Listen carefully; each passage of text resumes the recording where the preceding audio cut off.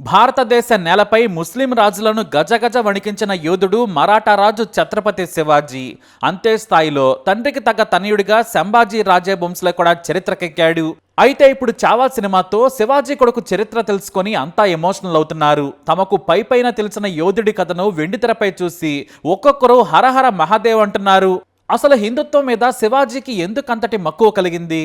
కొడుకు సంభాజీ ఎలా యోధుడయ్యాడనేది ఈ స్టోరీలో చూద్దాం. అది తెలియాలంటే ముందు శివాజీ గురించి చెప్పుకోవాలి. శివాజీ 17 ఏళ్ల వయసులోనే కథన రంగంలో కత్తి తిప్పాడు. తాను గుర్రం మీద వెళుతుంటే శత్రువుల తలలు గాల్లోకి ఎగిరేవి. ఎక్కడో కోటలో పడుకున్న మొఘల్ రాజులు పక్క తడుపుకునేవారు. ఎదురుగా ఎప్పుడూ ఏ మొఘల్ రాజు శివాజీని ఎదుర్కొనలేదు. కేవలం వేలాది సైన్యాన్ని ముందు పెట్టి పిరికి పందల్లా యుద్ధం చేశారు. ఎందుకంటే శివాజీ ధైర్యం, యుద్ధ వ్యూహాలు వారికి మతిపోగొట్టేవి. అప్పటి వరకు మొఘలులు ఆచరించిన యుద్ధ తంత్రాల్లోని గుట్టును కనిపెట్టిన శివాజీ వాటిని వారిపైనే ప్రయోగించి పారిపోయేలా చేశాడు. గెరిల్లా యుద్ధాన్ని ప్రపంచానికి పరిచయం చేసిన రాజు ఛత్రపతి శివాజీ. దేవుడంటే విపరీతమైన నమ్మకం. హిందూ మతాన్ని పునరుద్ధరణ కోసం ఆయన నిత్యం శ్రమించారు. అలా అని ముస్లింలను తన రాజ్యంలో ఎప్పుడూ ఇబ్బంది పెట్టలేదు. మొఘల్ రాజుల మాదిరిగా తమ మతంలో చేరమని ఆడంగి వేషాలు వేయలేదు. నా రాజ్యంలో ఉన్నవారు సంతోషంగా ఉండాలన్నదే ఆయన తత్వం. అంతెందుకు, శివాజీ రాజ్యంలో ముస్లింలకు కూడా పదవులు ఇచ్చారు. కానీ మొఘలులు మాత్రం మెదడు లేని మూర్ఖపు పాలన చేశారు. రాక్షసుల మాదిరిగా దేశం మీద దాడి చేశారు. అందుకే వారికి ఉచ్చపోయించారు ఛత్రపతి శివాజీ. తాను ఉన్నంత వరకు మరాఠా నేలపై ఏ ముస్లిం రాజైనా సరే అడుగు పెట్టాలంటే వణికిపోయేవాడు. అందుకే ఎవరో టచ్ కూడా చేయలేదు. శివాజీ నిత్యం భవానీ మాతను పూజించేవారు. ఆయనకు ఆ భవానీ మాతే ప్రత్యక్షమైన ఖడ్గం ఇచ్చిందనే మాటలు కూడా నాడు వినిపించేవి. చాలా మంది నమ్మేవారు కూడా. అయితే భవానీ మాతను పూజించడానికి, ధైర్యానికి, యుద్ధ తంత్రాలకు వెనకున్నది శివాజీ తల్లి. కొడుకంటే ఆమెకు పంచప్రాణాలు. తల్లిదండ్రులు షహాజీ, జిజియాబాయ్. తనకు పుడుతున్న కొడుకులు వరుసగా చనిపోతుంటే ఈసారి పుట్టే కొడుకు బతికుండాలని ఆమె తన ఇష్టదైవమైన పార్వతిని పూజించారు. పార్వతిని మరాఠాలు శివై అని పిలుచుకుంటారు. ఆమె కోరిక నిజంగానే నెరవేరింది. తన కొడుకుకు పార్వతి పేరు కలిసొచ్చేలా, శివుడి పేరు ఉండేలా శివాజీ అనే పేరు పెట్టారామె. అంతేకాదు, చిన్న వయసు నుంచే ధైర్యం నూరిపోశారు. కత్తి యుద్ధం నుంచి క్షత్రియ విద్య వరకు అన్నింటినీ తల్లే దగ్గరుంచి నేర్పించారు. ఇక గుర్రపు స్వారీని దాదాపు కొండదేవు దగ్గర నేర్చుకున్నారు ఆయన. అయితే హిందూ మత విశ్వాసం భవానీ మాతను ఇష్టపడటానికి ఓ కారణం తల్లి, మరో కారణం మరాఠా భక్తి ఉద్యమకారులైన సంత్ తుకారాం. ఇటు తల్లిని దైవంగా చూసే ఆయన భవానీ మాతను కూడా అంతే ఇష్టంగా కొలిచేవారు. మహారాష్ట్రలోని మరాఠీలను యాంకం చేయటమే ఆయన లక్ష్యం. మొఘలులను, అలాగే చిల్లరగా ఉన్న ఇతర ముస్లిం రాజులను ఈ దేశం నుంచి తరిమివేయాలన్నదే శివాజీ లక్ష్యం. ఆయన 17 ఏళ్ల వయసులోనే యుద్ధం చేయాల్సి వచ్చింది. ఎందుకంటే మొదట ఆయన చిన్న వయసులోనే రాజుగా పట్టాభిషేకం చేస్తే పక్కన ఉన్న చిన్న చిన్న రాజులు కూడా గుర్తించలేదు. కానీ ఆ తర్వాత శివాజీ ధైర్యం, యుద్ధంలో చెలరేగుతున్న తీరు చూసి అందరూ వంగి దండం పెట్టారు. అలా మరాఠా సామ్రాజ్యాన్ని మెల్లిగా విస్తరించడం మొదలుపెట్టారు. హిందూ ఆలయాల రక్షణ నుంచి భక్తికి ఆయన ప్రాధాన్యం ఇచ్చేవారు. ప్రజలు సైతం పన్నులతో ఇబ్బందులు పడకుండా వారి క్షేమమే తన లక్ష్యం అనేలా పాలన చేశారు ఆయన. తిండి లేని వారికి ఉచితంగా తిండి నుంచి వారికి రక్షణ కూడా కల్పించారు. ఇంకా చెప్పాలంటే ప్రతి పేదవారిని ఆయన తానే పోషించారని చెప్పొచ్చు. పాలనలో ఆయన సమర్థత దేశమంతా తెలిసింది. ఔరంగజేబు ఎన్నిసార్లు యుద్ధానికి తన సైన్యాన్ని పంపినా సరే తలలను కానుకగా పంపేవారు. ఏ రాజైనా సరే బెదిరించి కుట్రలు చేసినా కూడా వాటిని తిప్పికొట్టేవారు. తన రాజ్యంలో మహిళలకు అమితమైన గౌరవం ఉండేది. ప్రతి పరాయి స్త్రీలో తల్లిని చూడాలని చెప్పేవారు ఆయన. ఎవరైనా మహిళల పట్ల తప్పుగా ప్రవర్తిస్తే కఠిన శిక్షలుండేవి. చదువులో కూడా ఎంతో గొప్ప ప్రతిభ చూపించారు శివాజీ. తన సామ్రాజ్యాన్ని మొఘలుల నుంచి కాపాడటంలో శివాజీ తర్వాత ఎవరైనా. ఆయన బ్రతికి ఉండగా ఏ ఒక్క రాజు మరాఠా సామ్రాజ్య పొలిమేరలో కూడా రాలేదు. మరాఠాలందరూ ఒక తల్లి బిడ్డలే అని అందరికీ ఆయన గొప్పగా చెప్పారు. నేటికి మా సంస్కృతి మాదే అని మరాఠాలు చెబుతున్నారంటే అది శివాజీ నేర్పిన విద్యే. ఐకమత్యమే మనకు శ్రీరామ రక్ష అని నిరూపించారు. అయితే 1680లో శివాజీ ఆకస్మిక మరణం చెందారు. దీంతో మిగిలిన బాధ్యతంతా కూడా 17 ఏళ్ల వయసులోనే కొడుకు సంభాజీ రాజే బౌన్స్లేపై పడింది. తన తండ్రి నుంచి వీరత్వం తెలుసుకున్నాడు. ఇక తన తల్లి 2 ఏళ్ల వయసులోనే చనిపోవడంతో నానమ్మ జిజియాబాయ్ దగ్గరే గడిపాడు. అయితే కొడుకు కంటే మనవడిని వీరుడిలా తీర్చిదిద్దారామె. చిన్నప్పటి నుంచే చదువు, యుద్ధ రంగంలోని తంత్రాలు సహా పార్వతీదేవిని పూజించడం అన్నీ నేర్చుకున్నాడు.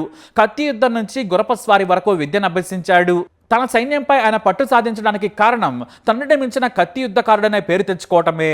తండ్రి కంటే బరువైన పదునైన కత్తిని వాడేవారు సంభాజీ. ఇక తాను 17 ఏళ్లకే రాజు కావడంతో పక్కనే ఉన్న ముస్లిం రాజులు చెలరేగిపోవడం మొదలుపెట్టారు. శివాజీ ఉన్నంత వరకు ఎవరూ కూడా కనీసం కదలలేదు.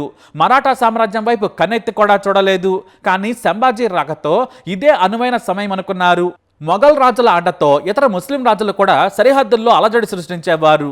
దీంతో రాజైన సంభాజీ తాను కోటలో కూర్చొని ఆదేశాలు ఇవ్వకుండా తానే 1000 మంది సైన్యంతో మాత్రమే వెళ్లి శత్రువుల తలలను తెగనరికాడు. ఈసారికి మిమ్మల్ని ఎలా చంపుతున్నాను, మరోసారి ఇటువైపు కానీ వస్తే మీ కోట మీదకు దాడి చేస్తాను, ఇక మీ ఇష్టమని బెదిరించేశాడు. దీంతో తండ్రిని మించిన కొడుకనే పేరు తెచ్చేసుకున్నాడు సంభాజీ. తండ్రి శివాజీ చూపించిన తెగువ, ధైర్యం, హిందూ మతం పట్ల విశ్వాసం, మరాఠా ప్రజలందరూ నా బిడ్డలే అనుకునే తత్వం సంభాజీకి కూడా వచ్చింది. మరాఠా సామ్రాజ్యాన్ని కాపాడాలన్నదే ఆయన లక్ష్యం. అయినా ఎంతో మంది రాజులు ప్రయత్నించి విఫలమయ్యారు. అయితే ప్రతి ఏటా యుద్ధాలు చేయాల్సి వచ్చేది. దీంతో తాను రాజయ్యాక కోటలో కంటే యుద్ధరంగంలోనే ఎక్కువగా గడిపారు సంభాజీ. మరాఠా సామ్రాజ్యాన్ని కాపాడారు. అయితే ఔరంగజేబు మరాఠా యోధుడు శివాజీ చనిపోయాడని తెలియగానే ఏకంగా బుర్హాన్పూర్పై దాడి చేశాడు. శివాజీ కొడుకు ఏమీ చేయలేడులే అనే బలుపుతో ట్రై చేశాడు. కానీ సంభాజీ యుద్ధ వ్యూహానికి ఔరంగజేబుకు మతిపోయింది. తన తండ్రిని, సోదరులను చంపినంత తేలికనుకున్నాడు. కానీ 3 వైపులా ఔరంగజేబు సైన్యాన్ని మూసేసి తెగనరుకుంటూ వచ్చాడు. బయటకు వెళ్ళడానికి కూడా లేదు. దాదాపుగా వెనక్కి పోవడం మినహా మరో మార్గమే లేదు. దీంతో వారం రోజుల పాటు ఔరంగజేబును కూడా తన సైన్యంతో తన వ్యూహంలో ఇరుక్కుపోయేలా చేశాడు. చివరకు వారం రోజుల తర్వాత పిరికి పందలా పారిపోయాడు ఔరంగజేబు. దీంతో సంభాజీకి మరింత కీర్తి పెరిగింది. శివాజీకి తగ్గ కొడుకని అందరూ కీర్తించడం మొదలుపెట్టారు. సామ్రాజ్యాన్ని కాపాడటమే కాదు, ఏకంగా విస్తరించడం మొదలుపెట్టాడు సంభాజీ. అలాగే బయట వారిని కూడా సంభాజీ ఉచ్చపోయించాడు. మొఘలు రాజులు, సామంత రాజులు, పక్కనున్న బక్క రాజులందరినీ కూడా తన పరిధికి దూరంగా ఉంచాడు. ఎవరూ కూడా కన్నెత్తి చూడలేకపోయేవారు. ఇక చిన్న వయసు కావడంతో ఎప్పుడూ కథన భూమిలోనే ఎక్కువగా గడిపేందుకు ఇష్టపడేవారు సంభాజీ మహారాజ్. తన సైన్యానికి తానే స్ఫూర్తిగా ఉండేవారు ఆయన. పట్టుదల, ధైర్యం, సవాళ్లు ఆయనకు వెన్నతో పెట్టిన విద్య. తన మరాఠా భక్తి, హిందూ ఆచారాలు, మతం, దేవుడు అంటే ఎనలేని భక్తి మరాఠాలకు మరింత దగ్గర చేసింది. ఉదయమే భవానీ మాతగా పూజ చేసి బొట్టు పెట్టుకునేవారు. తన కత్తికి కూడా బొట్టు పెట్టి కానీ బయటకు వచ్చేవారు కాదాయన. అయితే ఎక్కువగా తన కోటకు దూరంగా గడిపే సంభాజీ వీక్నెస్ ని ఔరంగజేబు గ్రహించాడు.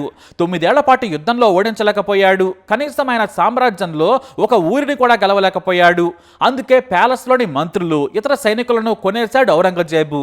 భారీగా డబ్బులు ఇచ్చి వారిని కొనేసి ప్యాలెస్ లోని రహస్యాలను తెలుసుకున్నాడు. దీంతో ఓ రోజున రహస్యంగా 100 మంది సైన్యంతో రాత్రి సమయంలో సరిహద్దు పరిరక్షణ, గ్రామీణులను కలిసేందుకు, పంటలను చూసేందుకు వెళ్ళాడు సంభాజీ. అయితే ఈ విషయం కాస్త ఔరంగజేబుకు లీక్ అయింది. వెంటనే తన సైన్యాన్ని పంపాడు.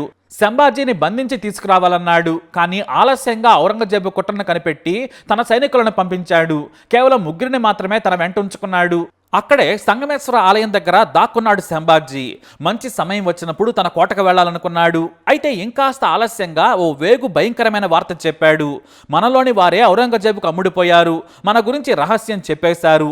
వారిలో కొందరిని కోటలోనే బంధించాం, మరికొంతమందిని చంపేశామని రాజుకు చెబుతారు. అయితే ఇక్కడ ఉండటం శ్రేయస్కరం కాదని మరో చోటికి వెళ్ళిపోతాడు సంభాజీ.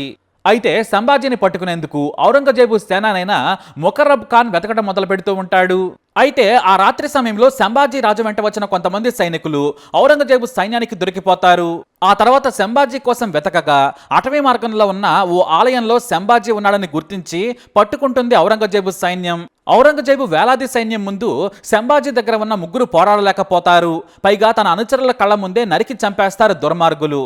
అయినా సంభాజీ భయపడలేదు. కత్తి పట్టుకుని తన ప్రాణం ఉన్నంత వరకు పోరాడాడు. చివరకు బందీని చేశారు. సంభాజీ రాజు వారికి ఒంటరిగా దొరకడంతో అవమానిస్తారు ఔరంగజేబు కుక్కలు.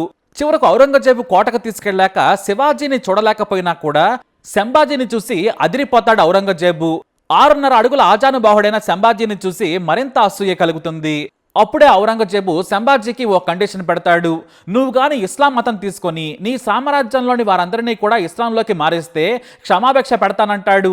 ఆ మాటలు వినగానే నవ్వాడు సంభాజీ. మూర్ఖుడా, అది నిన్ను పుట్టించిన తల్లిదండ్రులే కాదు, ఎవడి వల్ల కాదన్నాడు. దీంతో ఔరంగజేబు వేలాది సైన్యం ముందు తననే సంభాజీ అవమానించడంతో తట్టుకోలేకపోతాడు ఔరంగజేబు. చిత్రహింసలకు గురి చేశాడు. చివరకు మార్చి 11, 1689న ప్రాణాలు విడిచాడు సంభాజీ.